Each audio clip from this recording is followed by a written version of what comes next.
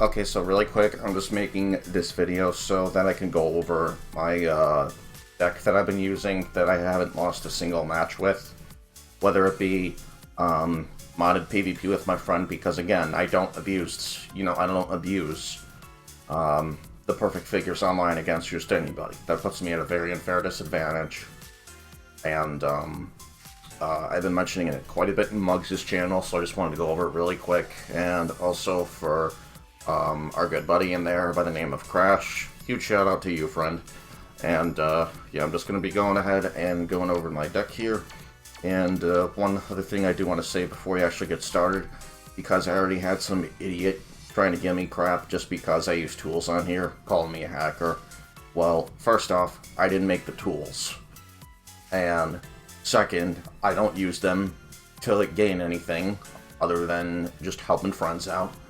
I don't PvP at all unless it's with other modders in Hero Coliseum, and that's only Hero Coliseum. I don't do the regular standard PvP. The Super Saiyan 3 hair I have in my character is purely cosmetic. It doesn't add anything other than a cool look. But anyway, I'm not going to name this individual because clearly they're stupid, and they are stupid because they were quick to judge, just very narrow-minded.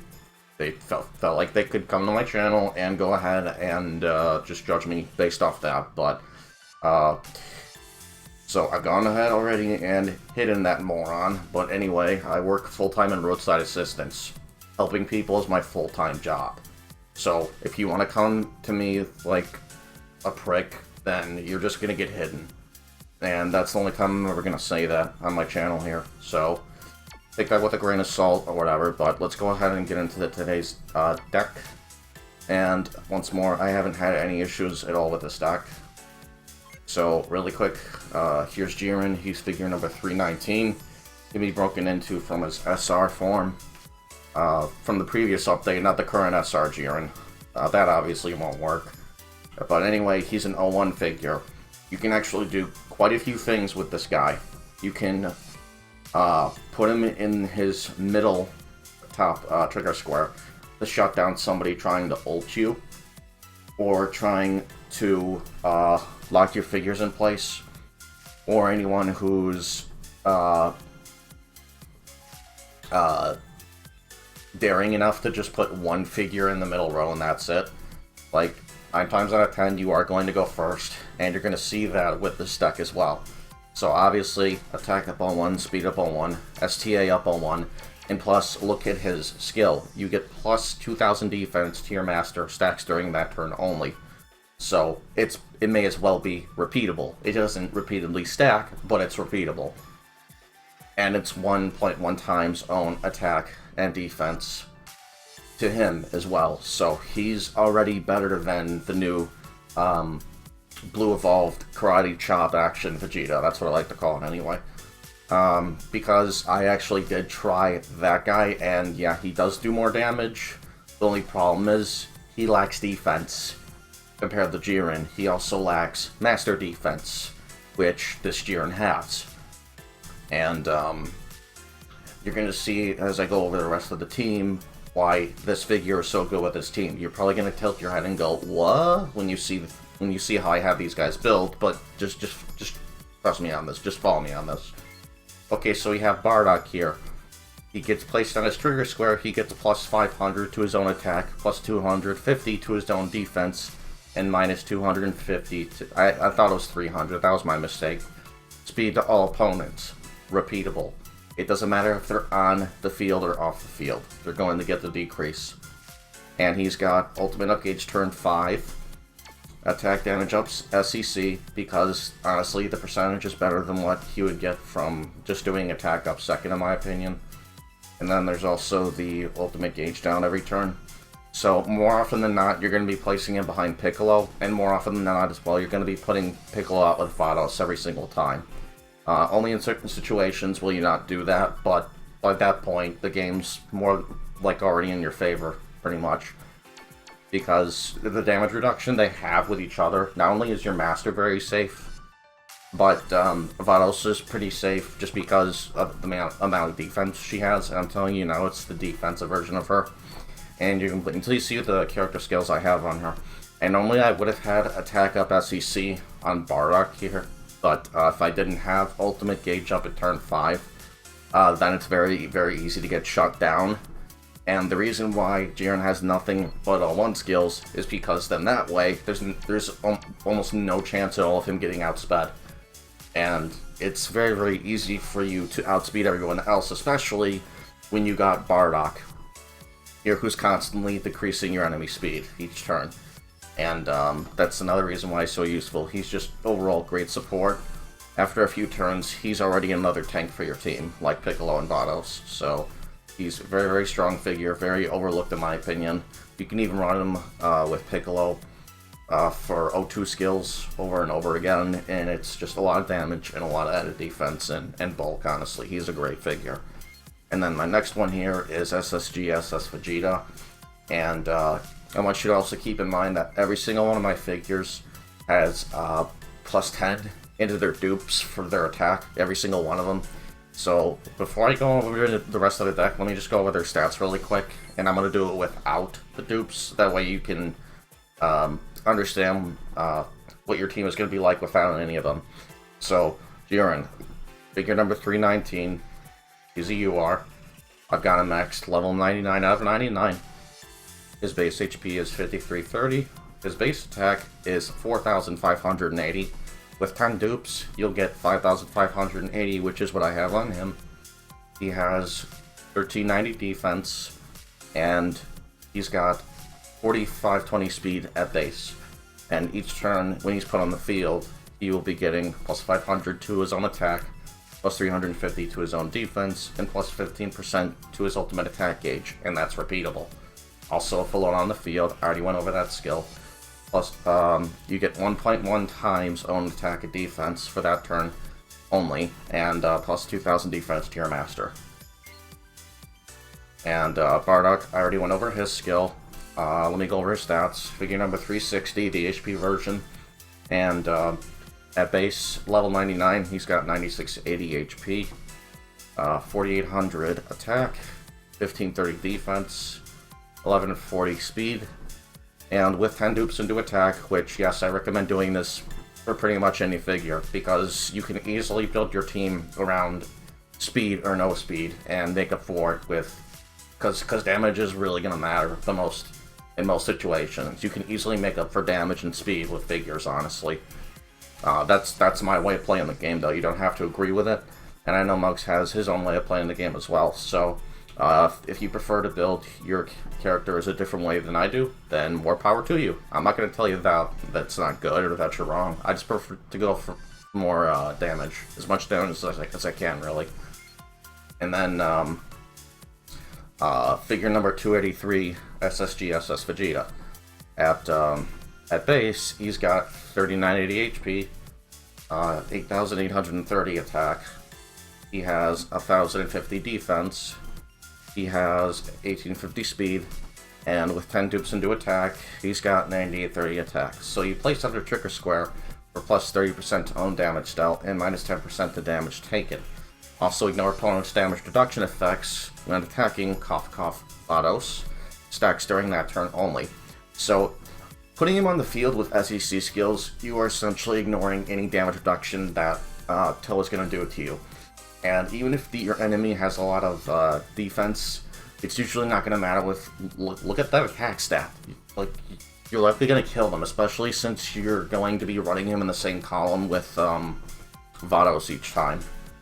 Like, there's almost no reason why you should not run in behind Vados unless you know you're absolutely safe to not do so.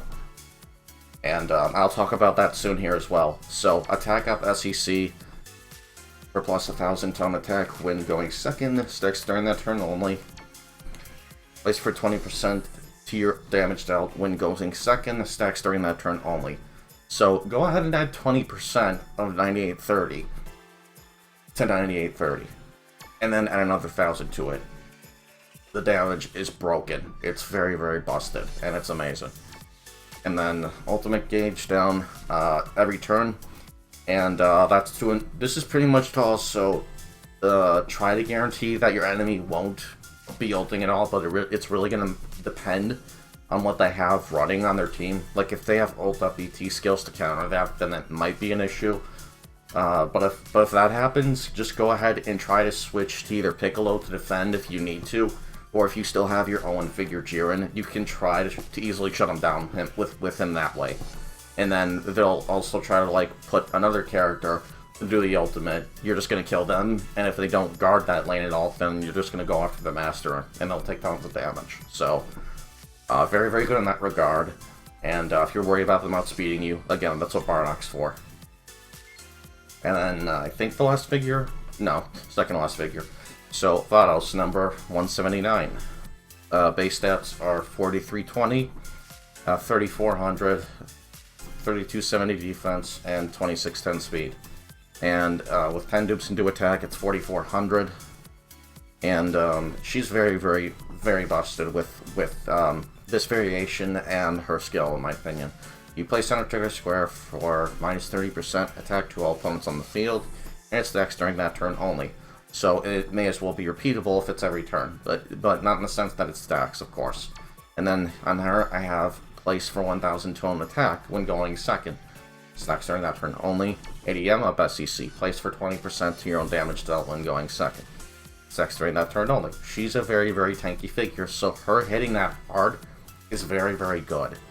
And her speed is not bad either, but it may or may not shoot you in the foot if you're trying to go second.